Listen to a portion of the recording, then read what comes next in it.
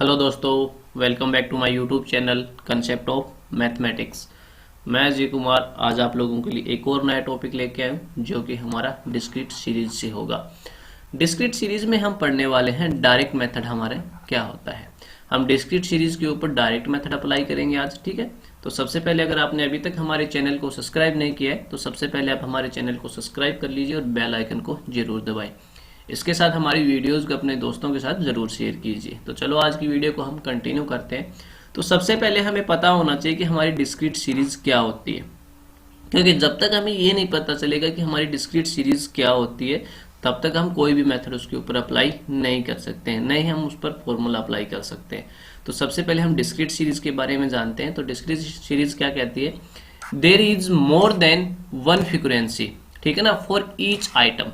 यानी आपके पास जो आइटम या ऑब्जर्वेशन आपके पास रहेंगी, ऑब्जर्वेशन जो आपके पास रहेंगी, प्रत्येक आइटम और ऑब्जर्वेशन के पास मोर देन वन फ्रीक्वेंसी होनी चाहिए, ठीक है। अब आपके माइंड में आएगा सर फ्रीक्वेंसी क्या होती है? तो फ्रीक्वेंसी हमें बताती है भाई क्वांटिटी।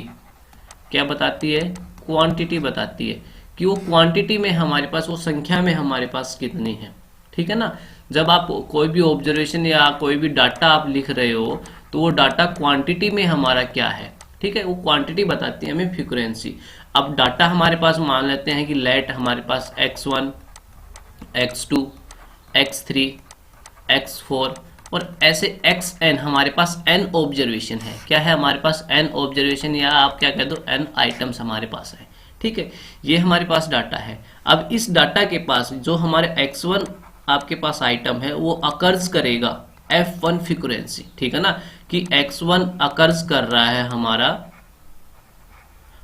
f1 फ्रीक्वेंसी को। सिमिलरली हमारा क्या करेगा, जो x2 होगा वो भी अकर्स करेगा f2 फ्रीक्वेंसी को, ठीक है ना। x3 जो हमारे पास जो आइटम या ऑब्जर्वेशन है वो अकर्स करेगा f3 फ्रीक्वेंसी को, और ऐसे चलते जाएंगे। जो हमारी जो xn आइटम या ऑब्जर्वेशन है वो अकर्स करेगा fn फ्रीक्वेंसी को, ठीक है ना। तो इस टाइप की जो भी हमारे पास सीरीज बन के आएगी वो हमारे पास क्या होगी? डिस्क्रीट सीरीज होगी। यहाँ पे जो x1 अकर्स कर रहा है, यानी कि मतलब क्या है, मान लो आपके पास ये एग्जांपल है कि the marks obtained by 40 students in a class test, ठीक है। 40 स्टूडेंट्स आपके अंदर क्लास के अंदर वो मार्क्स ऑब्टेन कर रहे हैं। तो यहाँ पे जो हमारे मार्क्स ऑब्टेन कर रहे हैं वो हमारी x1 है, ये x2 है, ये x3 है, ये x4 है, ये x5 है, ये x6 है। ये हमारे पास आइटम या ऑब्जर्वेशन है। अब हमें पता है कि जो 8 मार्क्स ऑब्टेन करने वाले नंबर ऑफ स्टूडेंट कितने हैं हमारे पास? 3 है। तो जो x1 है हमारा वो है 8 है, ठीक है। वो अकर्स कर रही है, नंबर ऑफ स्टूडेंट कितने अकर्स कर रही है?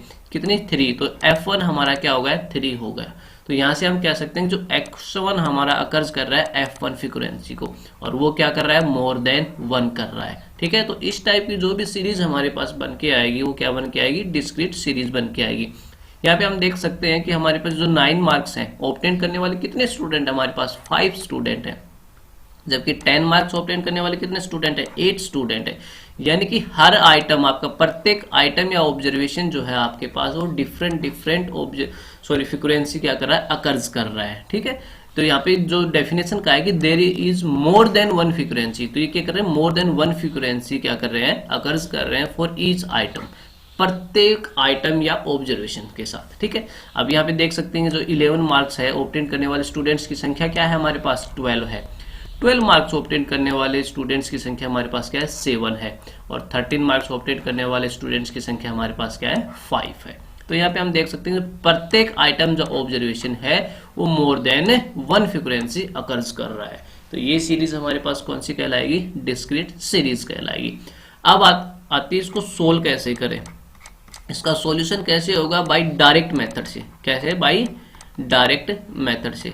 तो डायरेक्ट मेथड हमें क्या कहता था? इंडिविजुअल सीरीज के अंदर हम क्या कहते थे कि सम ऑफ ऑल ऑब्जर्वेशन या सम ऑफ ऑल आइटम से डिवाइडेड बाय वो क्वांटिटी में हमारे पास क्या है, ठीक है ना, n से हम उसको डिवाइड कर देते थे।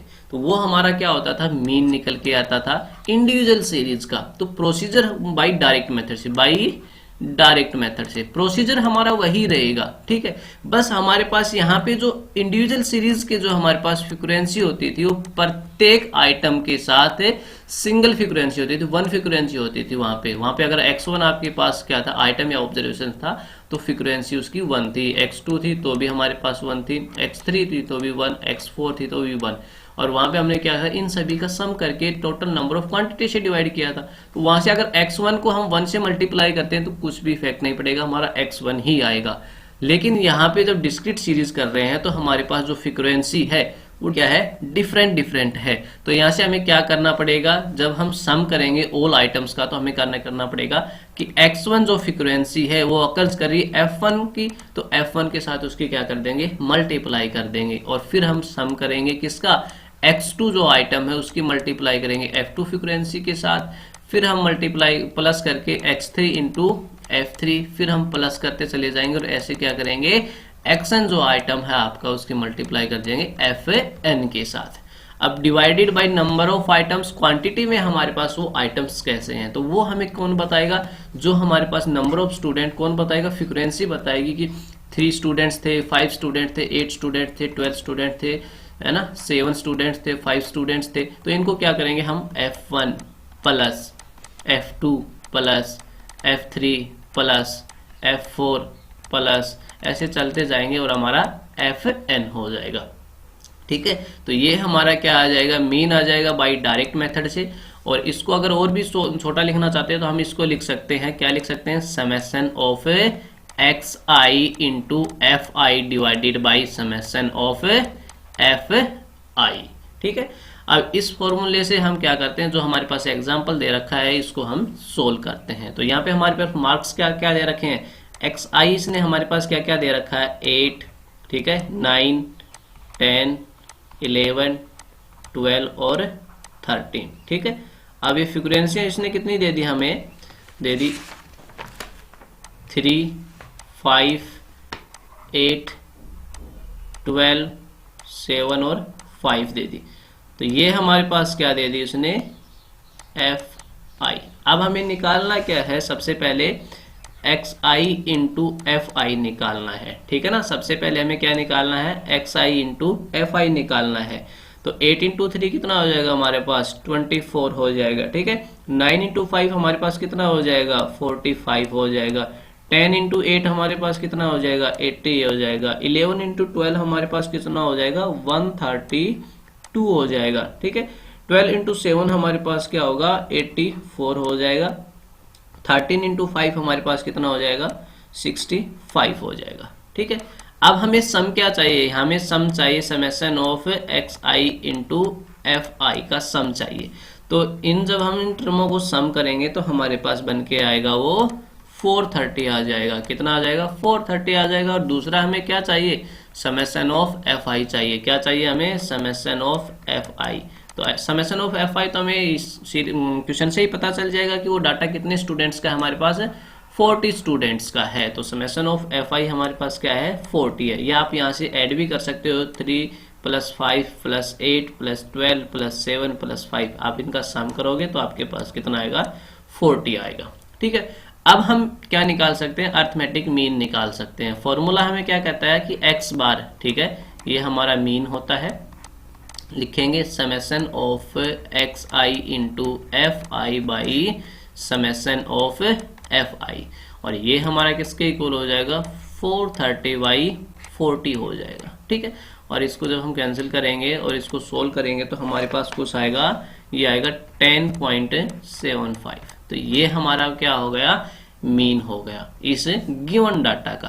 तो अगर आपके पास कोई भी डिस्क्रीट सीरीज दे रखी है, बाय डायरेक्ट मेथड से उसको सोल्व करना है, तो ये उसका हमारा फॉर्मूला हो जाएगा और इस टाइप से हमें उसको सोल्व करना है। इसके बाद हमारे पास जो आएगा वो क्या आएगा, डिस्क्रीट सीरीज आएगी। ठीक है, डिस्क्रीट बट इनडायरेक्ट मेथड क्या होगा हमारा, इनडायरेक्ट मेथड होगा। ठीक है, इनडायरेक्ट मेथड को हम क्या कह सकते हैं, अज्यूम मीन मेथड भी कह सकते हैं। ठीक है, अज्यूम मीन मेथड। तो ये लेक्चर हमारा नेक्स्ट होगा। तो आज का लेक्चर हमारा यहीं तक था। अगर आपने अभी तक हमारे चैनल को सब्सक्राइब नहीं किया है तो प्लीज़ सबसे पहले आप हमारे चैनल को सब्सक्राइब कीजिए। अगर हमारी वीडियो आपको अच्छी लगती है तो इनको लाइक ज़रूर कीजिए और अपने दोस्तों के साथ शेयर कीजिए, ताकि ज़्यादा से ज़्यादा स्टूडेंट्स इन फ्री लेक्चर्स का फ़ायदा उठा सकें। नेक्स्ट लेक्चर आने तक बाय बाय।